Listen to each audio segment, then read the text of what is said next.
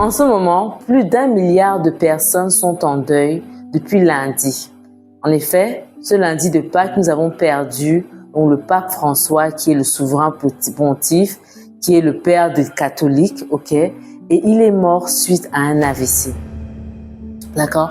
On est bien d'accord que la prière fait des miracles. Il faut avoir la foi déplace les montagnes. Mais Dieu nous a aussi donné quelque chose de très important qui est la sagesse, qui est le discernement. Et quand on est malade, quand on a une maladie chronique comme l'hypertension artérielle, il est sage de prendre son traitement tous les jours pour préserver son corps qui est le temple du Saint-Esprit, n'est-ce pas?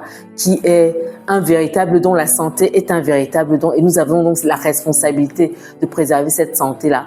Il est donc important, quand on est hypertendu, quand on a une maladie chronique, de prendre son traitement. Et aujourd'hui, je vais vous parler de l'histoire d'un autre homme. Il s'appelle Marc. À tout de suite après le jingle.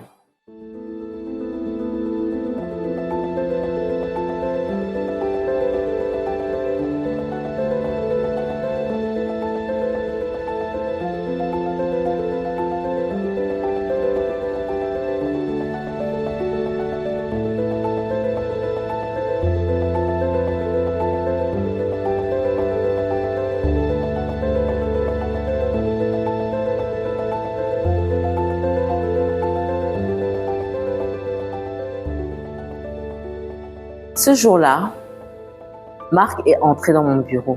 Marc est un patient que je suis depuis près de 3 ans et que je vois de manière très irrégulière.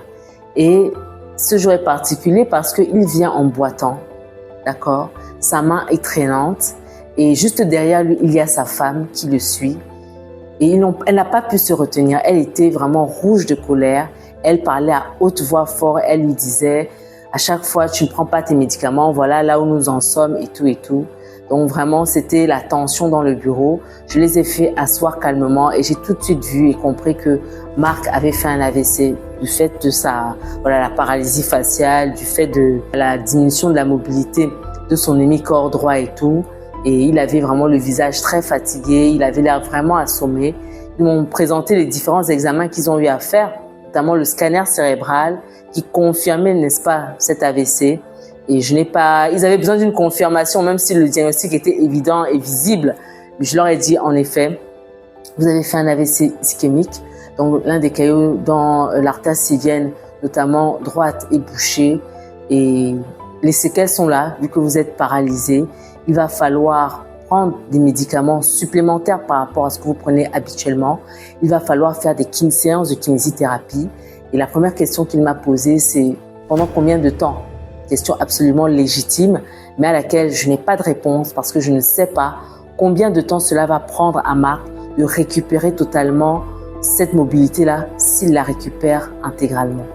À partir de ce moment-là, le silence s'installe dans le bureau. Je sens que l'ambiance est vraiment lourde. La femme de Marc se met à pleurer. Marc lui aussi, il voit sa vie défiler devant lui, il est chauffeur, il ne gagne que 150 000 francs par mois comme salaire.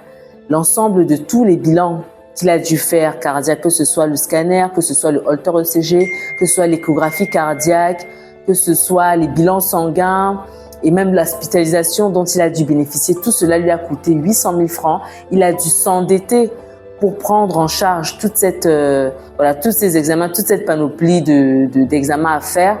Et il se demande comment va être sa vie. À partir de maintenant, nous sommes au mois d'août. Bientôt, c'est la rentrée scolaire qu'il faut préparer. Comment cela va se passer? Et sa femme continue de le sermonner. Voilà, tu n'as pas arrêté de fumer, tu n'as pas arrêté de boire. Quand le docteur te donnait les ordonnances, tu négligeais. Voilà où nous en sommes. Comment allons-nous faire? Et à ce moment, je n'ai pas eu d'autre chose à dire à ce couple que, écoutez, ça va aller, on va y aller pas à pas. Dans tous les cas, il faudra envisager dans un moyen terme une reconversion professionnelle, d'accord, faire quelque chose qui n'implique pas de trop se mobiliser pour pouvoir subvenir aux besoins de la famille, d'accord. Déjà, il va falloir que Marc observe un congé maladie d'au moins 3 mois, ok, pour pouvoir récupérer au maximum. Et qu'il observe maintenant les médicaments, qu'il prenne vraiment son traitement tous les jours. Là, il n'y a pas le choix. Okay, ce traitement va non seulement maintenir sa tension artérielle dans les chiffres normaux, mais aussi prévenir un éventuel autre AVC ou toute autre complication. À partir d'aujourd'hui, Marc devra être très rigoureux quant au suivi, notamment honorer les différentes consultations, faire les différents bilans. Sachez que l'histoire de Marc, c'est l'histoire de beaucoup de personnes. C'est l'histoire de beaucoup de patients qui n'ont pas fait le choix le plus sûr, celui de prendre leur traitement chaque jour. Quand l'hypertension n'est pas compliquée, il s'agit généralement de prendre un seul comprimé par jour. Un seul comprimé peut faire la différence. Nos chers amis ivoiriens ont un proverbe que j'aime bien qui dit ceci: conseil ne conseille pas, c'est conséquences qui conseillent. Aujourd'hui, j'ai envie de vous dire, est-ce que vous avez besoin d'attendre les conséquences désastreuses comme l'AVC, comme l'insuffisance cardiaque et autres, pour pouvoir enfin vous rallier et avoir la meilleure attitude qui peut sauver vos vies, pas seulement vous, mais préserver l'unité familiale, préserver vos finances, préserver votre vie professionnelle et j'en passe. C'est pourquoi je vous donne l'opportunité donc du 7 au 9 mai de faire une campagne de dépistage de l'hypertension artérielle pour ceux qui ont peut-être des doutes sur leur situation, mais aussi une campagne de suivi de l'hypertension artérielle pour ceux qui se savent cardiaques et qui pendant longtemps ont abandonné leur traitement, qui négligent éventuellement leur prise en charge.